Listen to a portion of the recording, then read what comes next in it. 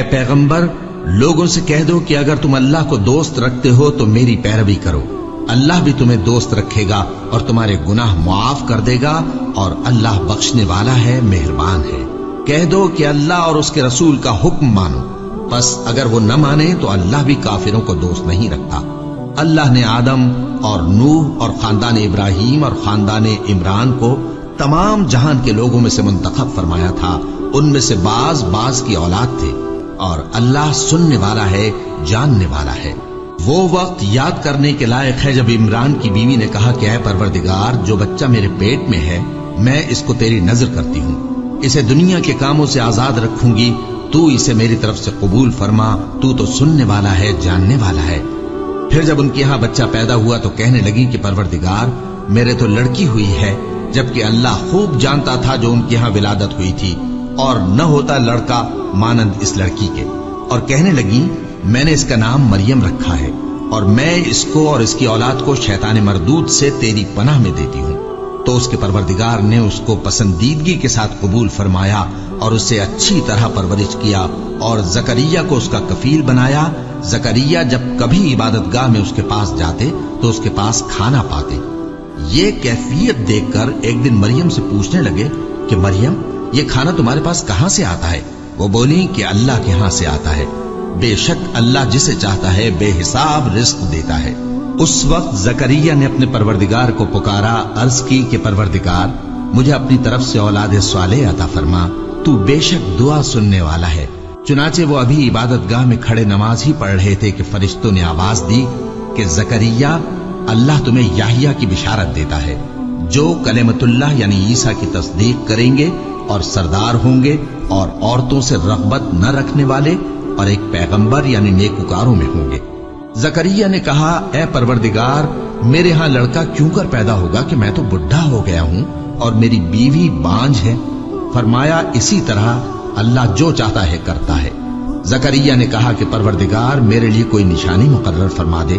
فرمایا، تمہاری نشانی یہ ہے کہ تم لوگوں سے 3 دن اشارے کے سوا بات نہ کر سکو گے، تو ان دنوں میں اپنے پروردگار کی کثرت سے یاد اور صبح و شام اس کی تسبیح کرنا۔ اور جب فرشتوں نے مریم سے کہا کہ مریم، اللہ نے تم کو برگزیدہ کیا ہے اور تمہیں پاک بنایا ہے اور دنیا جہان کی عورتوں میں سے تم کو منتخب کیا ہے، اے مریم، اپنے پروردگار کی فرما برداری کرنا اور سجدہ کرنا اور رکوع کرنے والوں کے ساتھ رکوع کرنا۔ اے نبی، یہ باتیں اخبار غیب میں سے ہیں جو ہم تمہارے پاس بھیجتے ہیں۔ اور جب وہ لوگ اپنے قلم بطور قرعہ ڈال رہے تھے کہ مریم کا کفیل کون بنے، تو تم ان کے پاس نہیں تھے، اور نہ اس وقت ہی ان کے پاس تھے جب وہ آپس میں جھگڑ رہے تھے۔ وہ وقت بھی یاد کرنے کے لائق ہے جب فرشتوں نے مریم سے کہا کہ مریم، اللہ تم کو اپنی طرف سے ایک کلمے کی بشارت دیتا ہے جس کا نام مسیح اور مشہور عیسیٰ ابن مریم ہوگا، اور جو دنیا اور آخرت میں آبرو مند اور مقربین میں سے ہوگا، اور ماں کی گود میں اور بڑی عمر کا ہو کر دونوں حالتوں میں لوگوں سے یکساں گفتگو کرے گا اور نیکوکاروں میں ہوگا۔ مریم نے کہا کہ پروردگار، میرے ہاں بچہ کیوں کر ہوگا کہ کسی انسان نے مجھے ہاتھ تک تو لگایا نہیں؟ فرمایا کہ اللہ اسی طرح جو چاہتا ہے پیدا کرتا ہے، جب وہ کوئی کام کرنا چاہتا ہے تو ارشاد فرما دیتا ہے کہ ہو جا، تو وہ ہو جاتا ہے۔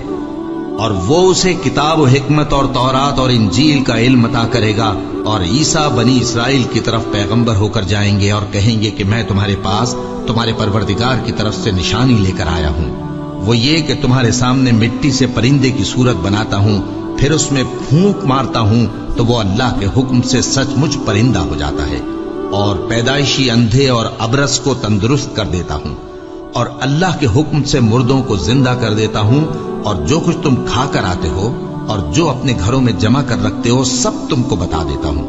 اگر تم صاحب ایمان ہو تو ان باتوں میں تمہارے لیے نشانی ہے، اور مجھ سے پہلے جو تورات نازل ہوئی تھی اس کی تصدیق بھی کرتا ہوں، اور میں اس لیے بھی آیا ہوں کہ بعض چیزیں جو تم پر حرام تھیں ان کو تمہارے لیے حلال کر دوں، اور میں تو تمہارے پروردگار کی طرف سے نشانی لے کر آیا ہوں۔ تو اللہ سے ڈرو اور میرا کہا مانو، کچھ شک نہیں کہ اللہ ہی میرا اور تمہارا پروردگار ہے، تو اسی کی عبادت کرو، یہی سیدھا رستہ ہے۔ پھر جب عیسیٰ نے ان کی طرف سے انکار و نافرمانی ہی دیکھی تو کہنے لگے کہ کوئی ہے جو اللہ کا طرفدار اور میرا مددگار ہو؟ हवारी बोले कि हम अल्लाह के तरफदार और आपके मददगार हैं। हम अल्लाह पर ईमान लाए और आप गवाह रहे कि हम फर्माबरदार हैं। ऐ परवरदिगार, जो किताब तूने नाजिल फरमाई है हम उस पर ईमान ले आए और तेरे पैगंबर के मुत्तबे हो चुके।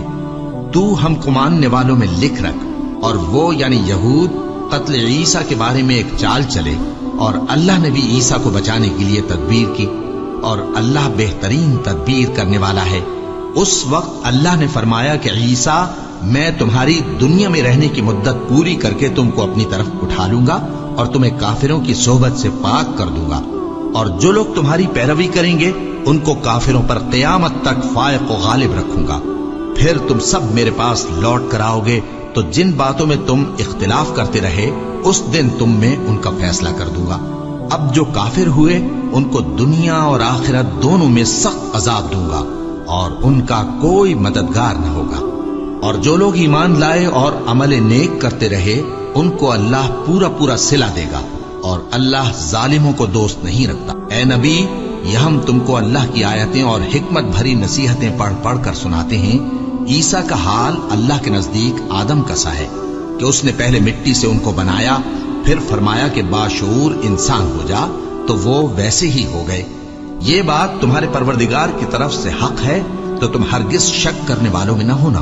फिर अगर ये लोग ईसा के बारे में तुमसे झगड़ा करें उसके बाद कि तुमको हकीकत मालूम हो ही चुकी है, तो उनसे कहना कि आओ हम अपने बेटों और बेटियों को बुलाएं, तुम अपने बेटों और बेटियों को बुलाओ, और हम खुद भी आए और तुम खुद भी आओ।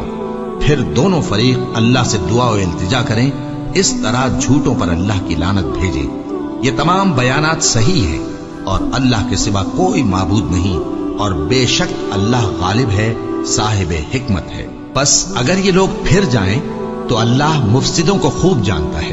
कह दो कि ऐ अहले किताब, जो बात हमारे और तुम्हारे दोनों के दरमियान यकसा तस्लीम की गई है उसकी तरफ आओ। वो ये कि अल्लाह के सिवा हम किसी की इबादत न करें और उसके साथ किसी चीज को शरीक न बनाएं, और हम में कोई किसी को अल्लाह के सिवा अपना कारसाज न समझे। फिर अगर ये लोग इस बात को न माने तो इनसे कह दो कि तुम गवाह रहो कि हम अल्लाह के फर्माबरदार हैं।